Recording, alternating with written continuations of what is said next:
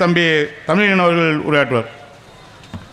உயிரே நருந்தேனே, செயலினை மூச்சினை உனக்கழித்தேனே, நைந்தாயனில் நைந்து போகும் என் வாழ்வு, நன்னிலை உனக்கெனில் எனக்குந்தானே என்று எந்தாயவலாம் செந்தமிழை வணங்கி சிறப்போடு நடைபெற்று கொண்டிருக்கிற புதுக்கோட்டை வடக்கு மாவட்டம் விராலிமலை மத்திய ஒன்றிய கழகத்தினுடைய சார்பில் கழக இளைஞரணி செயலாளர் மாண்புமிகு தமிழ்நாடு துணை முதலமைச்சர் வணக்கத்திற்குரிய இளந்தலைவர் அவர்களினுடைய பிறந்தநாள் பொதுக்கூட்டத்தினுடைய தலைவர், சாதாரண தொண்டன் வீட்டு பிள்ளையை மாவட்டத்தின் மூலை முடுக்கெல்லாம் மேடையேற்றி இளந்தலைவர் அவரிடத்திலே என்னை ஒப்படைத்திருக்கிற, அவருடைய கால் படாத இடமே இல்லை என்கிற அளவில் புதுக்கோட்டை வடக்கு மாவட்டத்தில் கழக பணியாற்றி இங்கே ஒரு சட்டமன்ற உறுப்பினர் இருக்கிறார். அவருக்கு இந்த மாவட்டத்தில் அவரை தவிர யாரும் அவருடைய கட்சிக்காரர்கள் முகம் தெரிந்துவிடக்கூடாது. அப்படி இருக்கிற அந்த முன்னாள் அமைச்சருக்கு சிம்ம சொப்பனமாக புதுக்கோட்டையிலே தொடங்கி இழுப்பூரிலே இருந்து விராலிமலை வரைக்கும், அந்த பக்கத்தில் கீரனூரிலிருந்து கரம்பக்குடி வரைக்கும் ஒவ்வொரு சாதாரண தொண்டனையும் ஆட்சி அதிகாரத்தில் அமர வைத்திருக்கிற ஆற்றல்மிகு மாவட்ட கழகத்தினுடைய செயலாளர், என்னுடைய அரசியல் வழிகாட்டி ஆருயிர் அண்ணன் கே செல்லபாண்டியன் அவர்களே, கூட்டத்தில் வரவேற்புரையாற்றி இருக்கிற மத்திய ஒன்றிய கழகத்தினுடைய செயலாளர் அன்பிற்கினிய அண்ணன் KP ஐயப்பன் அவர்களே, சிறப்புரை ஆற்றுவதற்காக வருகை தந்திருக்கிற கழக மாணவரணியினுடைய தலைவர் அண்ணன் வழக்கறிஞர் ராஜீவ்காந்தி அவர்களே, அன்பு இளவல் கபில்சாய் அவர்களே, பெருமரியாதைக்குரிய அண்ணன் தென்னலூர் பழனியப்பன் அவர்களே, பெருமரியாதைக்குரிய அண்ணன் மூப்பி மா சத்தியசீலன் அவர்களே, மூத்த முன்னோடி தாத்தா மூப்பி மணி அவர்களே, வருகை தந்திருக்கிற ஆற்றல் மறவர்களே, இறுதியாக நன்றியுரை ஆற்றவிருக்கிற பாலசுப்ரமணியன் அவர்களே, இன்னும் பெயர் சொல்லி அழைக்கத்தக்க அளவிலே இங்கே திரளாக திரண்டிருக்கிற திராவிட முன்னேற்ற கழகத்தினுடைய தொண்டர்களே, தோழர்களே, தாய்மார்களே, உங்கள் அத்துணை பேருக்கும் தமிழினியனுடைய அன்பான வணக்கம். ஒரு அற்புதமான நிகழ்வு. ஒரு இயக்கம், திராவிட முன்னேற்ற கழகத்தினுடைய இளைஞரணி ஒரு பேச்சு போட்டியை நடத்தியது. அந்த பேச்சு போட்டி மாநிலம் முழுக்க ஒரு 17,000 பேர் பங்கு பெற்ற பேச்சு போட்டி. மாவட்டத்திலே ஒரு 17,000 பேர், மண்டலத்திலே ஒரு 903 பேர், இறுதியில் மாநில அளவில் ஒரு 182 பேர் என்று இளந்தலைவர் அவர்களால் கைகாட்டப்பட்டு அந்த 182 பேரில் முதல் 3 இடங்களை பட்டியலிட்டு அவர்களுக்கு மட்டும் வாய்ப்பு இல்லாமல் இன்றைக்கு அந்த 182 பேரையும் மாநிலம் முழுக்க மேடையேற்றி இருக்கிற கழக இளந்தலைவர் அவர்களுக்கு இன்றைக்கு பிறந்த நாள். அந்த பிறந்த நாளினுடைய பொதுக்கூட்டத்தை இங்கே குறிப்பிடுகிற பொழுது ஒரு 3 மாதங்களுக்கு முன்பு இங்கே இருக்கிற எல்லா தொண்டர்களுக்கும் தெரியும், வடக்கு மாவட்ட கழகத்தினுடைய புதுக்கோட்டை வடக்கு மாவட்ட கழகத்தினுடைய மாவட்ட மாநாட்டை திரட்டி ஒரு பல்லாயிரக்கணக்கான தொண்டர்களை எல்லாம் திரட்டி கிடாய் கறிவிருந்து போட்டு ஒரு அற்புதமான மாநாட்டை திரட்டினோம்.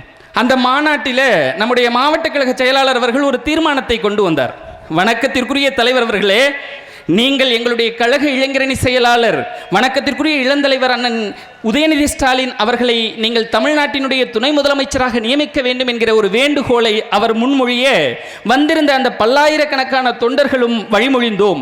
இப்படி தமிழ்நாடு முழுக்க இருக்கிற தொண்டர்களின் தோழர்களின் வேண்டுகோளை நிறைவேற்றுகிற விதமாக அவருக்கு இயக்கத்தினுடைய எதிர்காலமாக இருக்கிற அண்ணன் இளந்தலைவர் அவர்களுக்கு தமிழ்நாட்டினுடைய துணை முதலமைச்சராக பொறுப்பு வழங்கப்பட்டது.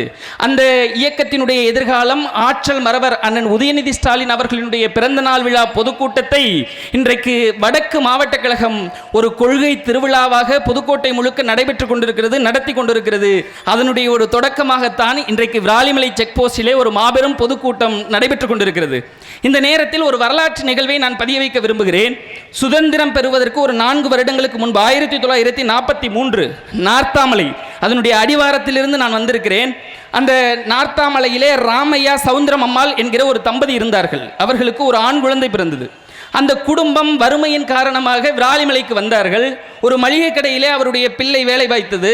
அந்த குழந்தைக்கு ஒரு 20 வருடம், ஒரு 20 வயதை நிரம்பிய இளைஞன். அந்த இளைஞனுக்கு திராவிட முன்னேற்ற கழகத்தின் மீதும் தமிழ் மீதும் தீராத பற்று. அந்த பக்தவத்சலம் 1965 63 அவர் ஒரு ஆட்சியை நடத்துகிறார். இந்தியை ஆட்சி அலுவல் மொழியாக கொண்டு வருகிறார். அதை எதிர்த்து தமிழ்நாடு முழுக்க போராட்டம் வெகுண்டெழுகிறது. ஆனால் அன்றைக்கு பல்லாயிரக்கணக்கான இளைஞர்களுக்குள்ளே இருந்த அந்த வேட்கையில் சில நூறு இளைஞர்கள் இறப்பதற்கு கூட தயாராக இருந்தார்கள். அண்ணா சொன்னார், 2 ரயில் பெட்டிகள் சாம்பலானால் திரும்ப பெற்றுக்கொள்ளலாம், ஆனால் 2 தம்பிகளை இழந்தால் நான் தாங்க மாட்டேன் என்று சொன்னார். அந்த அண்ணாவினுடைய கூற்றில் நான் ஒருபோதும் இந்தியை இந்த தமிழ்நாட்டுக்குள்ளே உள்ளே விடமாட்டேன் என்று சொல்லி 1965 பிப்ரவரி 25 நஞ்சுண்டு இறந்து போகிறார். அந்த இளைஞன் சண்முகம், அந்த விராலிமலை சண்முகம் மாண்ட இந்த மண்ணில் அவர் பிறந்த நாத்தாமலையின் அடிவாரத்திலிருந்து வந்த தமிழினியன் பேசுகிறேன். உணர்வுள்ள இயக்கம்.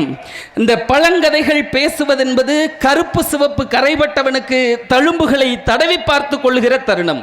நினைத்து சிரிக்கவும் சொல்லி அழுகவும் ஏங்கி தவிக்கவும் வேறெந்த இயக்கத்தவனுக்கும் இப்படி ஒரு வரலாறு இருப்பது அரிதிலும் அரிது.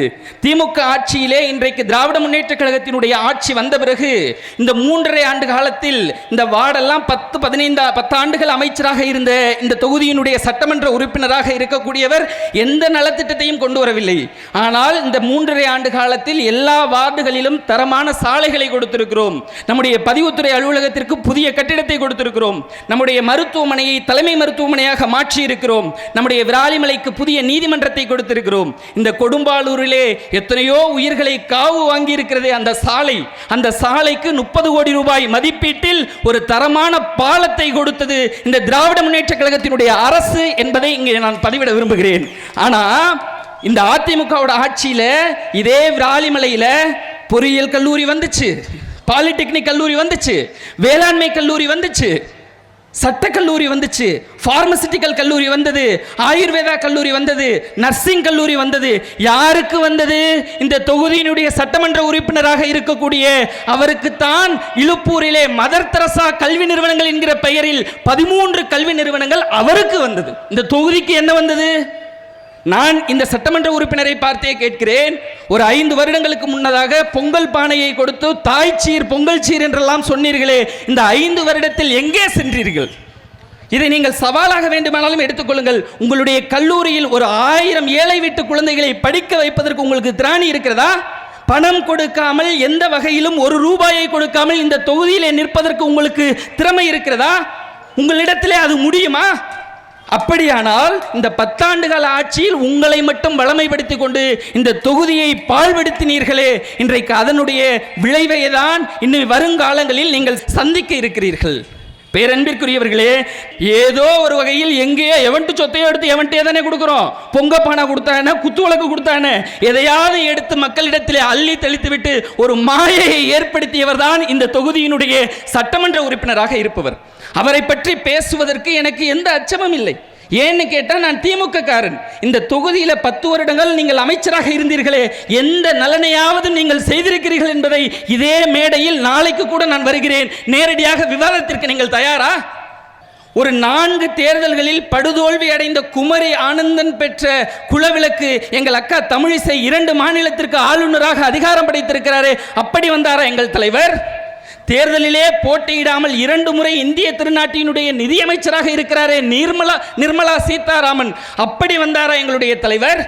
இன்னும் சொல்லலாம், தாராபுரத்திலே தழுவி வெற்றியை தழுவ விட்டு தோல்வியை தழுவிய அந்த எல் முருகனை போல ஆட்சி அதிகாரத்திற்கு வந்தாரா?